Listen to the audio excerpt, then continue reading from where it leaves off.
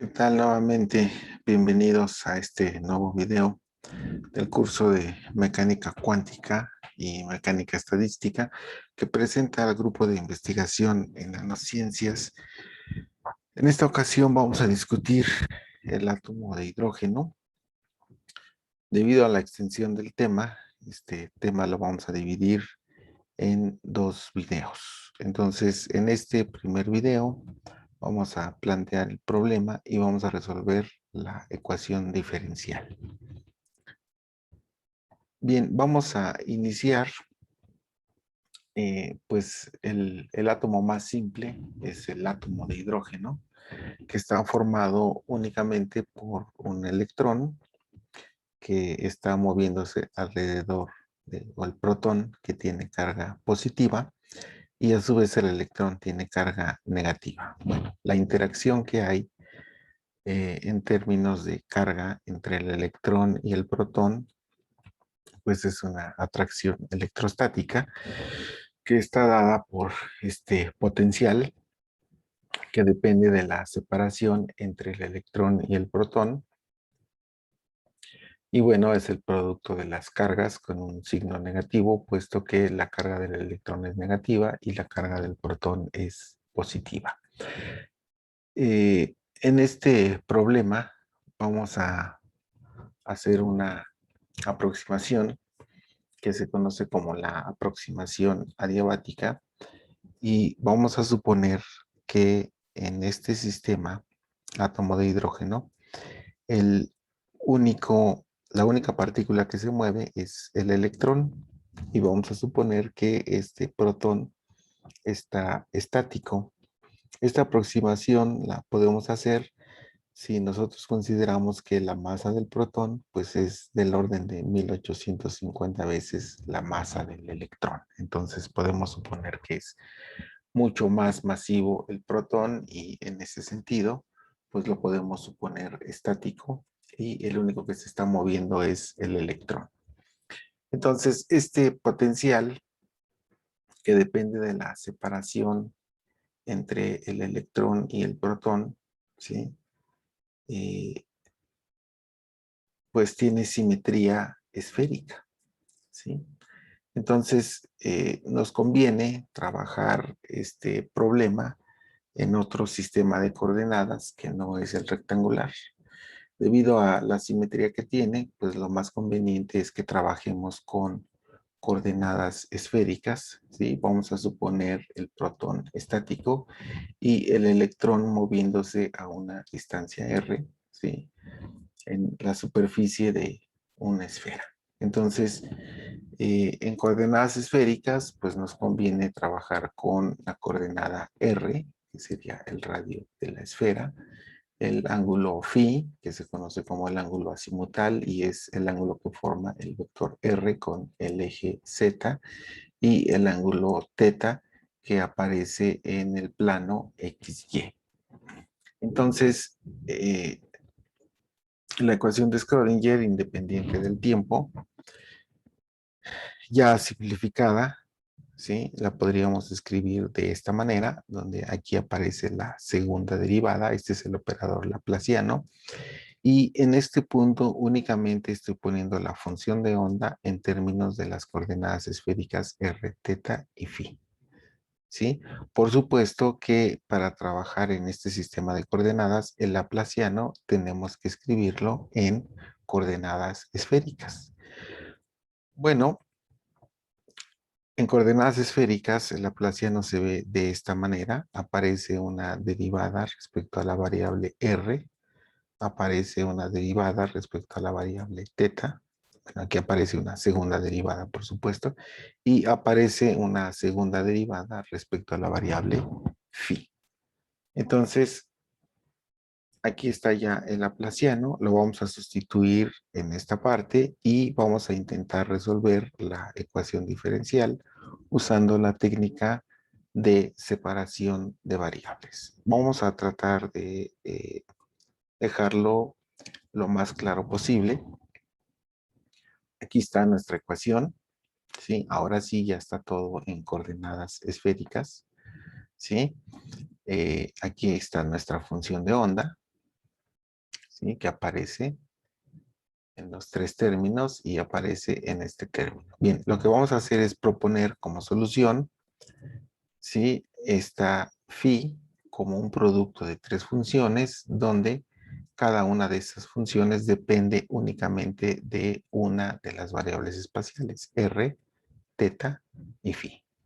Entonces, bueno, lo primero que vamos a hacer es sustituir este producto de tres funciones en nuestra ecuación diferencial. Observe que en esta parte, que solamente la derivada es respecto a la variable r, pues solamente se afecta la parte que depende de r, esta función, y las otras dos actúan como si fueran constantes. Evidentemente, esta ya deja de ser una derivada parcial y se convierte en una derivada total. El siguiente término aquí es una derivada respecto a la variable teta, entonces solamente aparece teta, r y phi quedan acá como si fueran constantes y aquí nos queda una derivada total respecto a la variable teta. Y en este término, de manera similar, ¿sí? La única función que se ve afectada pues es la que depende de phi. Las otras dos funciones salen de la derivada total, ¿sí? Porque funcionan como constantes. Y en este último término, pues vamos a escribir el producto de las tres funciones, ¿sí? En términos de r, teta y phi. Y bueno, aquí está la sustitución de la solución que estamos proponiendo. Ahora lo que vamos a hacer es toda la ecuación diferencial la vamos a dividir entre esta phi, que es el producto de estas tres funciones. Si nosotros hacemos esa división, vamos a encontrar una expresión como esta. ¿Sí? Estos dos términos, ¿sí? Están divididos entre estos tres, así que solamente nos queda r de r.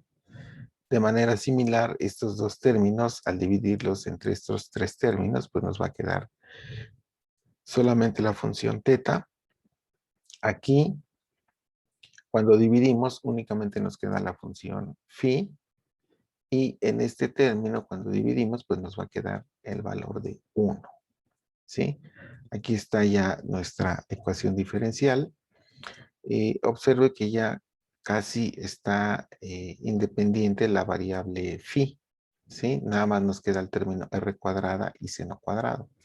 Entonces, lo que vamos a hacer es que este término, que depende de phi, lo vamos a pasar del lado derecho y vamos a multiplicar toda la ecuación por r cuadrada seno cuadrado de teta, de manera que nos quede separada la ecuación en phi. Como se vería, bueno, si estamos multiplicando por r cuadrada seno cuadrado, en este término únicamente nos queda seno cuadrado de teta, ¿sí? Aquí hay r cuadrada seno de teta dividiendo. Cuando multiplicamos por este término nos queda el seno de teta, ¿sí? Aquí, por supuesto, nos va a quedar 1 y solamente está dividiendo este phi de phi, ¿sí? Que ya pasamos del lado derecho junto con la segunda derivada. Y en este término, ¿sí? Nos queda la multiplicación de r cuadrada por seno cuadrado de teta. Entonces, del lado izquierdo tenemos una ecuación diferencial que depende de dos variables, r y teta, y del lado derecho tenemos una ecuación diferencial que solamente depende de la variable phi. Esta igualdad se va a cumplir, ¿sí? Quiere decir que las funciones van a ser iguales y pudieran diferir, ¿sí? Solamente por un valor constante que vamos a llamar m cuadrado, ¿sí? Y entonces nos vamos a concentrar en resolver esta ecuación diferencial. Esta m cuadrada pues es una constante. Bueno, vamos a intentar resolver esta ecuación y vamos a ver a qué nos lleva. Aquí está nuestra ecuación diferencial. Es una ecuación diferencial de segundo orden con coeficientes constantes. La solución de esta ecuación diferencial pues tiene la forma de una combinación lineal de funciones armónicas, senos y cosenos. Fíjese que aquí aparece más menos i, m por phi. Entonces, si usamos la fórmula de Euler, bueno, pues esta es una combinación lineal de una función seno y una función coseno. Bueno, esta es la solución que encontramos para esta constante m cuadrada.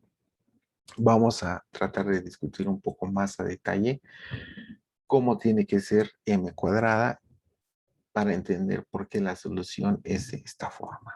Bueno, la primera condición que le tenemos que poner a esta función solución es que sea una función univaluada, de acuerdo a los postulados de la mecánica cuántica, y bueno, depende de la parte angular phi. Entonces, eso significa que la función en phi más 2pi, que es un periodo completo, te tiene que devolver el valor de phi de phi. Entonces, esta condición es la condición para que la función sea univaluada.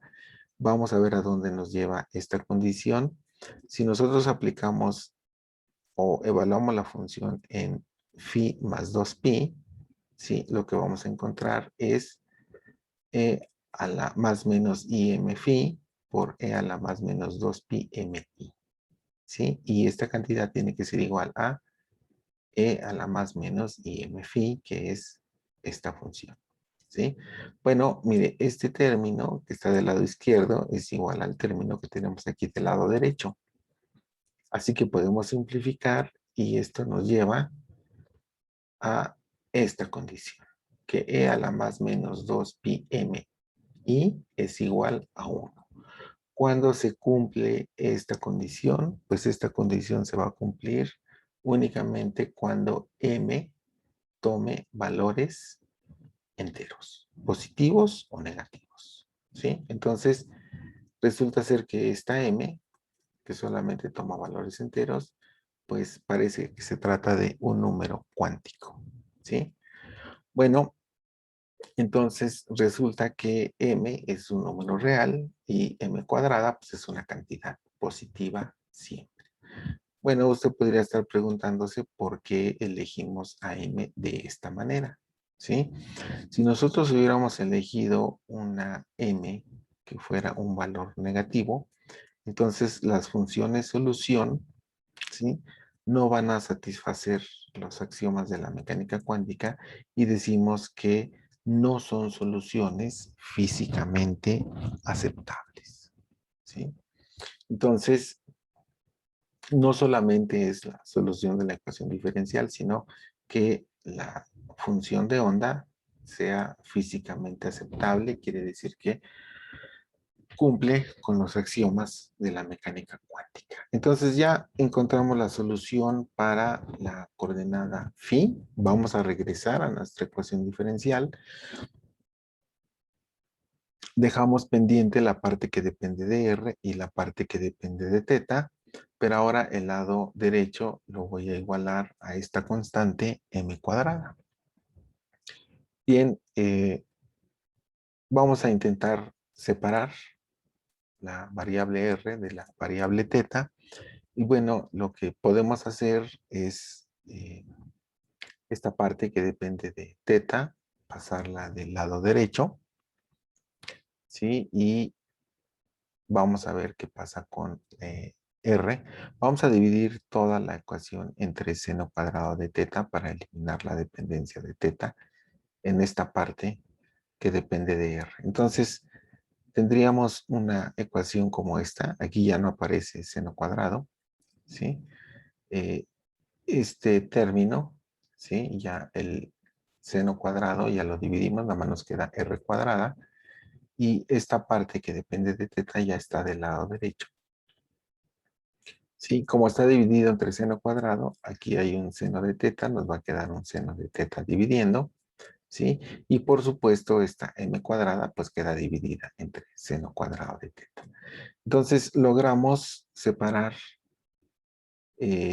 las variables en r y en teta, ¿sí? Y nuevamente estas dos funciones van a ser iguales y pudieran diferir salvo un valor constante que ahora estamos llamando beta.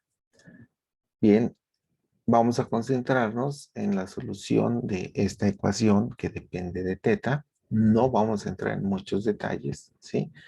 Así se ve la ecuación diferencial en términos de teta, ¿sí? Y resulta ser que esta ecuación diferencial, pues, es la ecuación de Legendre, ¿sí? Que se resolvió el siglo pasado. Y bueno, la solución de esta ecuación, ¿sí? Pues tiene varios tipos de soluciones dependiendo del valor de beta. Y la que estamos buscando es aquella que satisfaga los axiomas de la mecánica cuántica. Entonces, bajo esa premisa, las únicas soluciones físicamente aceptables las vamos a encontrar cuando beta tiene la forma L por L más 1, donde L es un número entero, ¿sí? Y entonces, de aquí se desprende que L es otro número cuántico que va a aparecer en el problema del átomo de hidrógeno. Vamos a revisar brevemente cómo serían las soluciones de esta ecuación diferencial cuando beta tiene la forma L por L más 1. Entonces, las funciones asociadas de Legendre, que son la solución, ¿sí? Son estos polinomios, aparecen los índices L y M, ¿sí? Y dependen de teta. La variable, en este caso, es coseno de teta.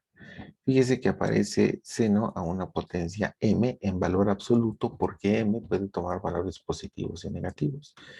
Entonces aquí está la enésima derivada y aquí está P subíndice L coseno de teta. Este término, ¿sí? Corresponde a los polinomios de Legendre. Y esta es la función generadora de los polinomios, ¿sí?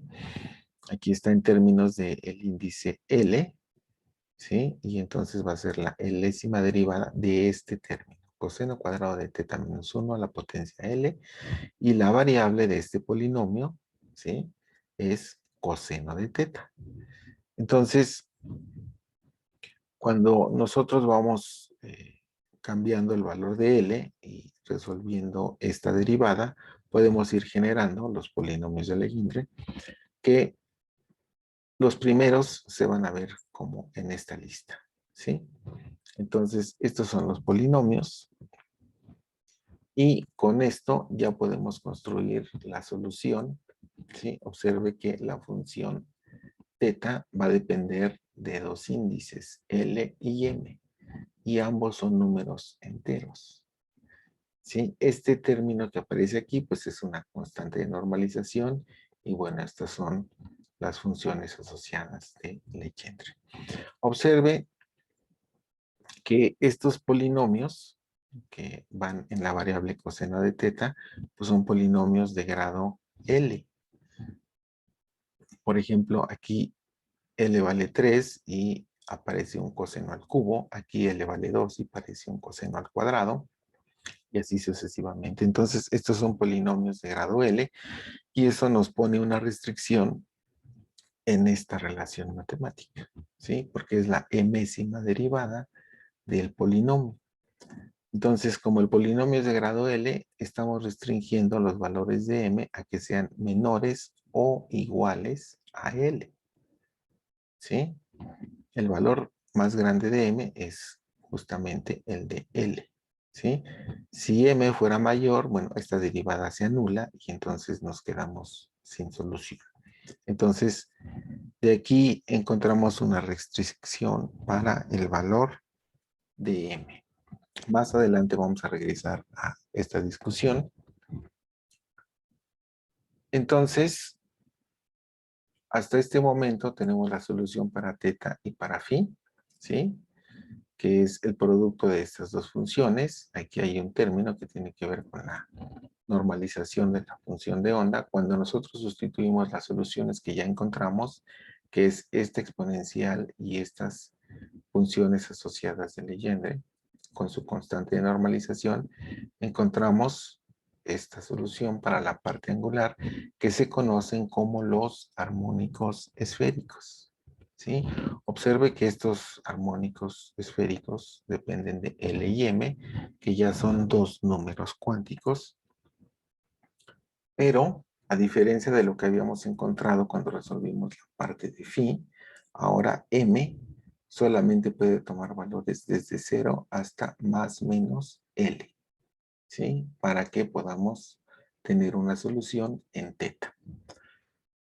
Bien, solamente nos falta resolver la parte radial. Vamos a regresar a esta ecuación. Aquí está la parte radial, aquí está la constante a la que habíamos igualado y no se nos olvide que esa constante pues es igual a L por L más 1.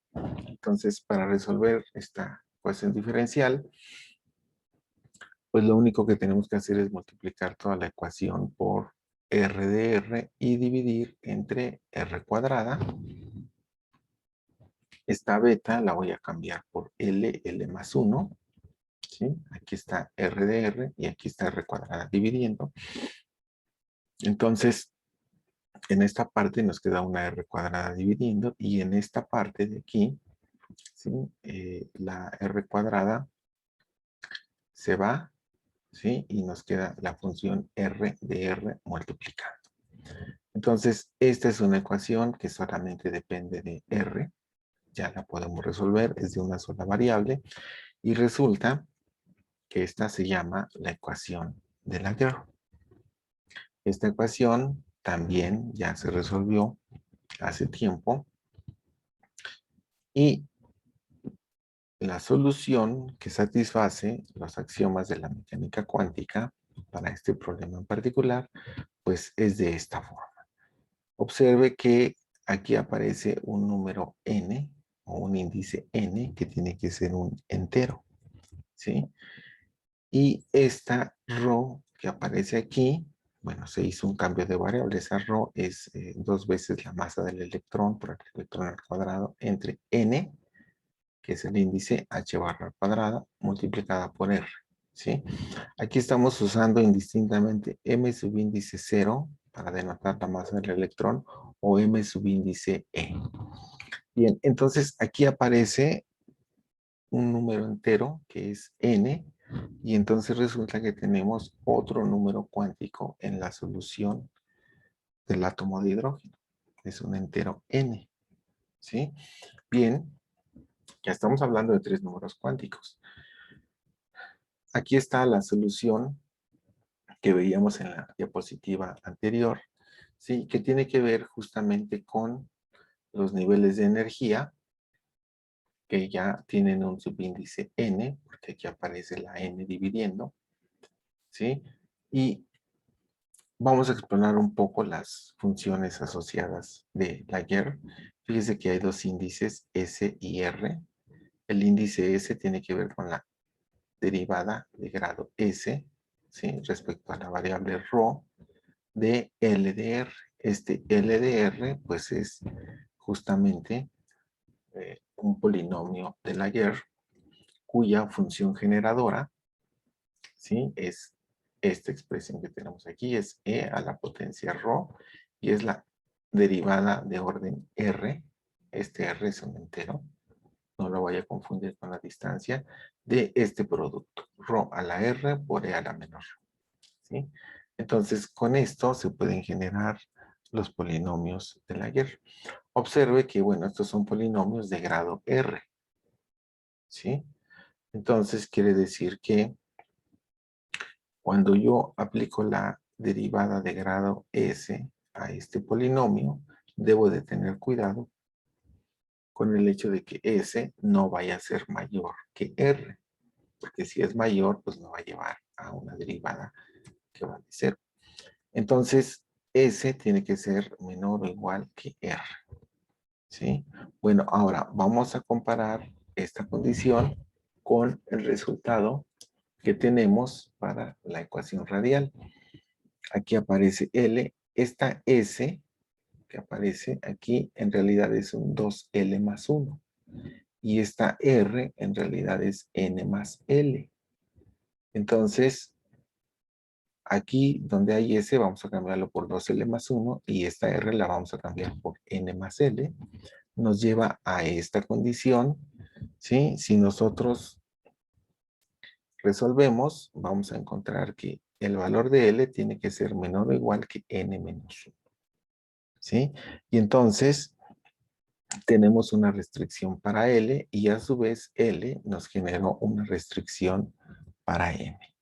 Entonces, tenemos números cuánticos para la solución del átomo de hidrógeno, el número cuántico n, que se llama el número cuántico principal, que es un número entero, el número cuántico L, que puede tomar valores desde 0 hasta n-1, de acuerdo a esta relación, y el número cuántico M, que puede tomar valores desde 0 hasta más menos L.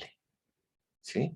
Ahí está. Entonces ya tenemos la solución para las tres coordenadas espaciales r, θ y φ.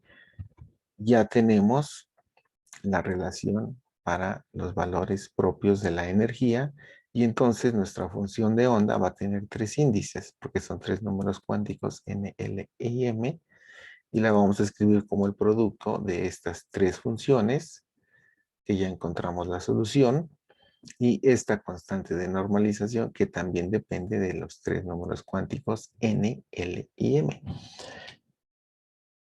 Esta constante, bueno, va a tomar esta forma, ¿sí? Para encontrar este valor, por supuesto, pues hay que hacer una integral en todo el espacio y luego igualarla a la unidad, ¿sí? Por supuesto, estas funciones de onda solución, pues tienen que ser ortogonales. Entonces se puede mostrar que cuando nosotros hacemos la integral de las funciones de onda con los mismos índices en todo el espacio, pues su valor va a ser 1, ¿sí? Y si los índices, si alguno de los índices es diferente, ¿sí? Si al menos uno o los tres índices son diferentes, esta integral nos devuelve el valor de 0, ¿sí? Y bueno, esta es la condición de ortogonalidad que sabemos que cumplen todas las funciones que satisfacen la ecuación de Schrödinger. Pero ¿cuál es la consecuencia de este análisis? Vamos a verlo. Aquí tenemos nuestra ρ y entonces vamos a ver una lista de cómo serían las funciones de onda. Por ejemplo, para el primer número cuántico que es n igual a 1, pues L toma el valor de 0 y M toma el valor de 0 y la función de onda, ¿sí? Que la vamos a denotar como phi 1, 0, 0, ¿sí? Pues va a ser esta constante y esta función de onda. ¿Sí? Este se conoce como el estado 1s del átomo de hidrógeno y es una sola función de onda. Pero ¿qué pasa cuando n toma el valor de 2? Bueno, pues si n toma el valor de 2, L puede tomar el valor de 0 o el valor de 1.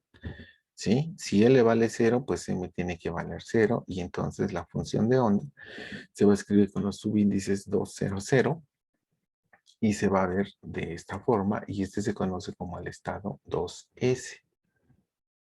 ¿Sí? Pero no es la única, porque L también puede tomar el valor de 1. Si L vale 1, bueno, M puede ser 0 o puede ser más menos 1. Entonces, fíjese que ahora tenemos N2, L1, M0, que son los subíndices que aparecen aquí en la función de onda, ¿sí? Con su constante de normalización, aquí debe ser 1, no 0. Y aquí aparece el ρ, ¿sí? Y este se conoce como el estado 2P3, ¿sí? Nos falta una. Cuando M toma el valor de más menos 1, ¿sí? Entonces se va a escribir como phi 2, 1 más menos 1, ¿sí?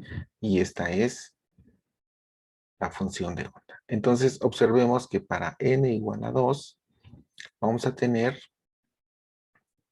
4 funciones de onda, ¿sí? Que tienen asociado el mismo valor de la energía, porque la energía solamente depende del número cuántico n. Entonces, estas funciones de onda que tenemos aquí, ¿sí? Son estados degenerados, porque estas 4 funciones de onda tienen asociado, ¿sí? El mismo valor de la energía.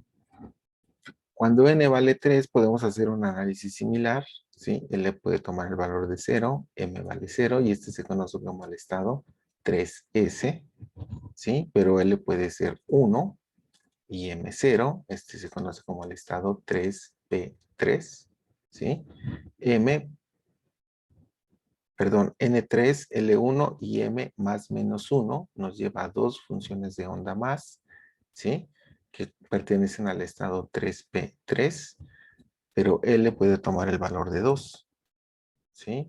Y entonces M puede tomar el valor de 0, de más menos 1 y más menos 2, ¿sí? Entonces, aquí está la función de onda asociada a N3, L2, M0, que se conoce como el estado 3D5. Aquí está M más menos 1, esta es la función de onda. Y aquí está M más menos 2 con su respectiva función de onda. Entonces, observemos que para n igual a 3, vamos a tener 9 funciones de onda, ¿sí? Que tienen asociado el mismo valor de energía. Entonces, todos estos estados son estados degenerados. Entonces, esta solución de la ecuación de Schrödinger permitió que el modelo del átomo, ¿sí? Pues quedara más claro. Recuerden que estos eran los niveles de energía de Bohr, ¿sí? Que eran niveles tal cual, ¿sí? Y bueno, Bohr más o menos nos decía cuántos electrones podía tener cada orbital, pero después de este análisis, ¿sí? Resulta ser que puede haber subniveles en cada uno de los niveles que había propuesto Bohr. Entonces, estos subniveles están descritos por estas funciones de onda. Por supuesto, esto se puede continuar, ¿no? N4 más adelante. Entonces, la mecánica cuántica permitió hacer una mejor descripción de cómo son en realidad los átomos, ¿sí? Y entonces, este tipo de funciones nos va a permitir conocer un poco más acerca de los átomos. Por ejemplo, aquí tenemos una imagen de cómo son los diferentes orbitales de acuerdo a la función de onda que habíamos visto. Sí, este es el orbital S que tiene simetría esférica. Luego vienen los P, en donde ya aparece el valor de L y los diferentes valores de M, en donde esto que vemos aquí en realidad es una distribución de probabilidad de la función de onda, ¿sí? Pero podemos ver aquí dos lobulitos que están alineados en el eje X, en el eje Z o en el eje Y, ¿sí? En el caso del orbital D, ¿sí? Lo que vamos a ver son una serie de lóbulos que tienen diferentes simetrías y para el nivel F, ¿sí? Tenemos aquí gráficas mucho más complejas, ¿sí? Que por supuesto tienen simetrías en los diferentes ejes. Entonces, esta matemática que se desarrolló para resolver el átomo de hidrógeno permitió conocer más acerca de la naturaleza de los átomos. Y entonces se plantean los diferentes niveles de energía en términos de orbitales S, P, D y F, ¿sí? Y se da una relación para ir dándole jerarquía a los diferentes niveles de energía que hay en un átomo de hidrógeno. Entonces, bueno, aquí está una gráfica de cómo se ve la función de onda radial al átomo de hidrógeno que acabamos de resolver en los diferentes estados, ¿no? Estos son los estados de menor energía. Por ejemplo, este es el R10, ¿sí? Y aquí tenemos el R20 y el 21. Fíjese cómo va modificándose el comportamiento de la función radial, ¿sí? Y bueno, aquí hay otros tres para n igual a 3. Esta función de onda, eh, si la multiplicamos por su complejo conjugado, ¿sí? Entonces podemos ver la densidad de distribución de probabilidad. Y entonces lo que vamos a ver son curvas de este estilo, ¿sí? En donde esta distancia normalmente se mide en radios de Bohr.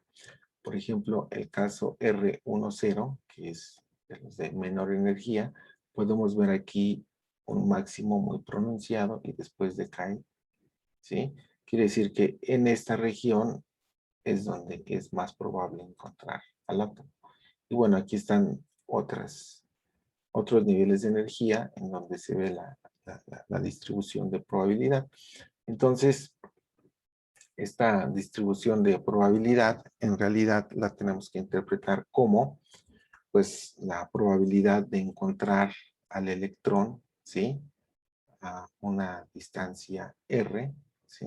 Entonces como un cascarón de una esfera de espesor de r, ¿sí? Y justo en el centro de la cáscara tenemos una distancia r. Eso es lo que nos está diciendo este tipo de gráficas, ¿no? La distancia a la que podríamos tener una mayor probabilidad de encontrar el electrón. Y bueno, con esto vamos a concluir el video. En el próximo video vamos a terminar la discusión de esto que es el átomo de hidrógeno, pero aquí lo importante es que este sistema es real y se puede resolver utilizando la teoría cuántica, lo cual pues es una prueba clara de que la naturaleza tiene un comportamiento cuántico y bueno, ya existe la herramienta matemática y la teoría cuántica para describirlo. Entonces, nos vemos en el próximo video.